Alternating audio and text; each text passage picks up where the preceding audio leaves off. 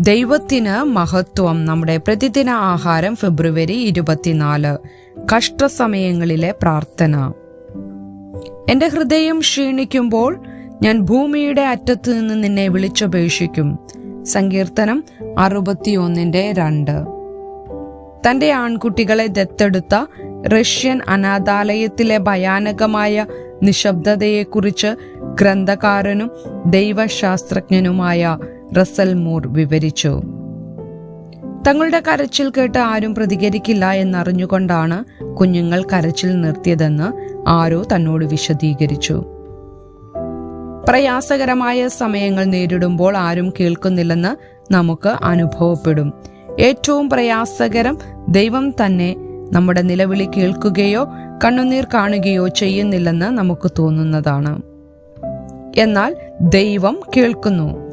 അതുകൊണ്ടാണ് പ്രത്യേകിച്ച് സങ്കീർത്തനങ്ങളിൽ കാണുന്ന അപേക്ഷയുടെയും പ്രതിഷേധത്തിന്റെയും ഭാഷ നമുക്ക് ആവശ്യമായി വരുന്നത്.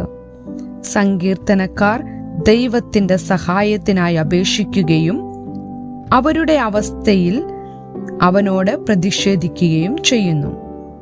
സങ്കീർത്തനം 61 ദാവീദ് തന്റെ അപേക്ഷകളും പ്രതിഷേധങ്ങളും തന്റെ സൃഷ്ടാവിന്റെ മുൻപാകെ കൊണ്ടുവരുന്നു.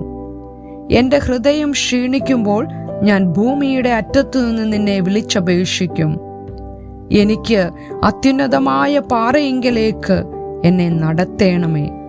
ദാവീദ് ദൈവത്തോട് നിലവിളിക്കുന്നു. കാരണം ദൈവം മാത്രമാണ് തന്റെ സങ്കേതവും ഉറപ്പുള്ള ഗോപുരവും.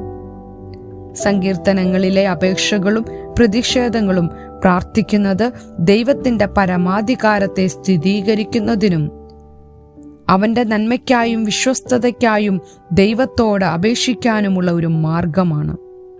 ദൈവത്തോട് നമുക്ക് അനുഭവിക്കുവാൻ കഴിയുന്ന ആത്മബന്ധത്തിന്റെ തെളിവാണ് അവ.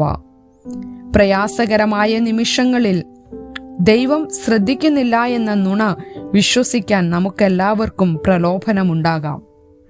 എന്നാൽ ദൈവം ശ്രദ്ധിക്കുന്നു. ദൈവം നമ്മുടെ വാക്കുകൾ കേൾക്കുന്നു. ദൈവം നമ്മോടൊപ്പമുണ്ട്.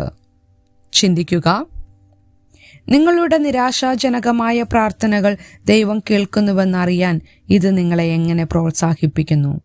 എന്തപേക്ഷകളും പ്രതിഷേധങ്ങളുമാണ് ഇന്ന് നിങ്ങൾ ദൈവവുമായി പങ്കിടുന്നത്? ദൈവത്തിന് മഹത്വം.